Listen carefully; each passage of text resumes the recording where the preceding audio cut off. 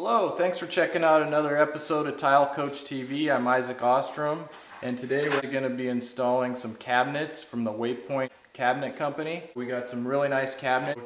Hope you like the video. Check it out. Click subscribe and like.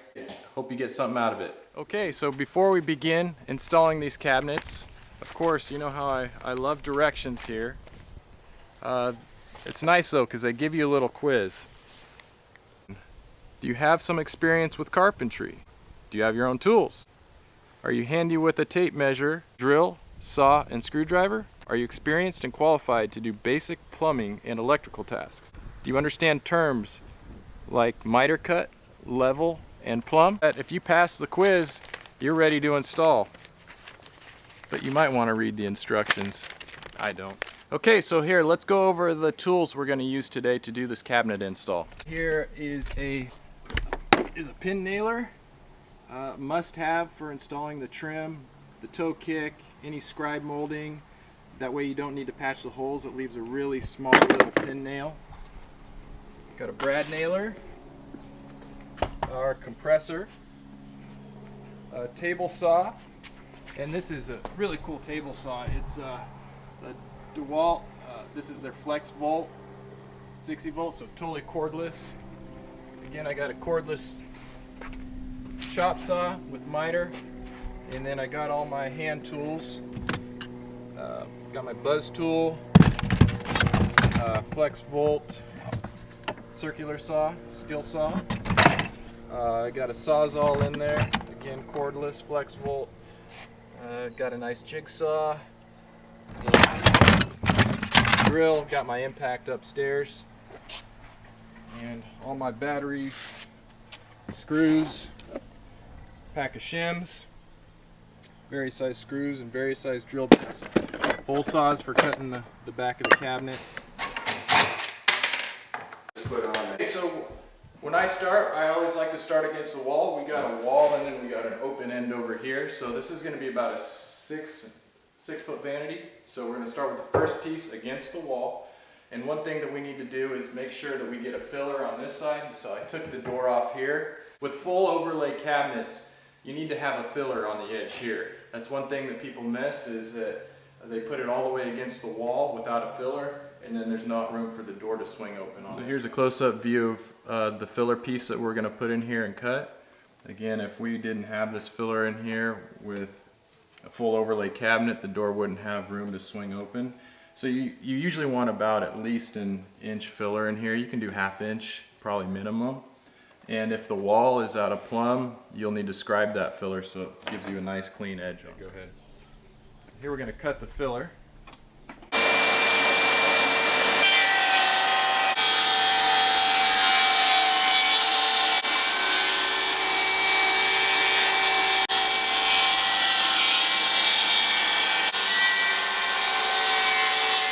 Okay, so we got our filler piece cut.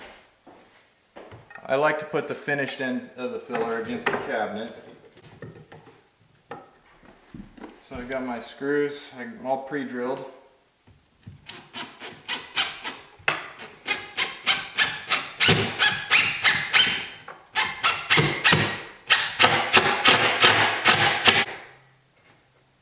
Nice and tight there.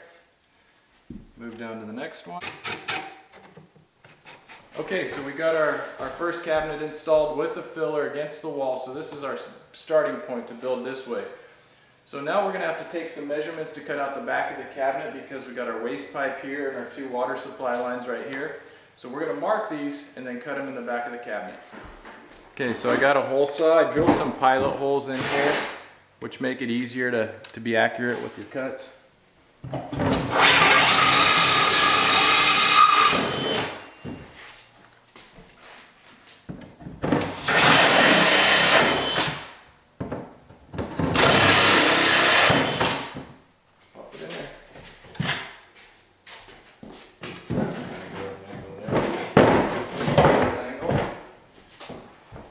Holes cut, so our second cabinet is going to go in. We're going to do it just like we installed the filler. Clamp the 2 cabinet faces together. We're going to pre-drill through here in 3 different places and screw them together.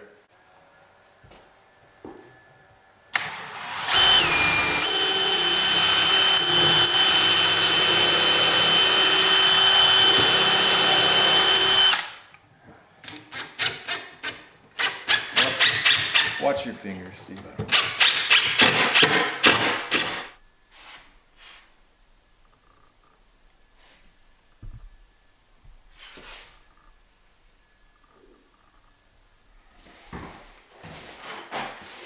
So as we move from left to right here, we've been shimming up with these wood shims the bottom of the cabinet so that we can make sure they all line up.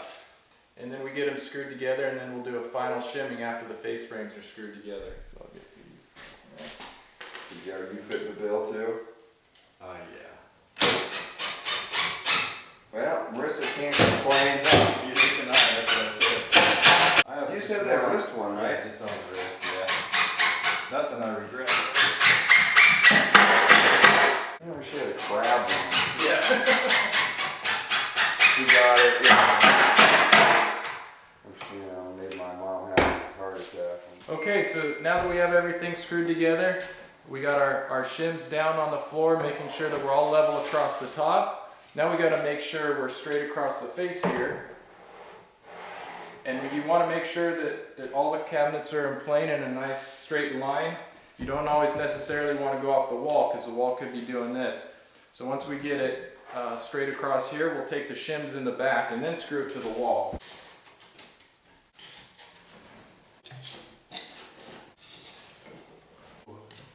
We got our shims in place. We know where the studs are.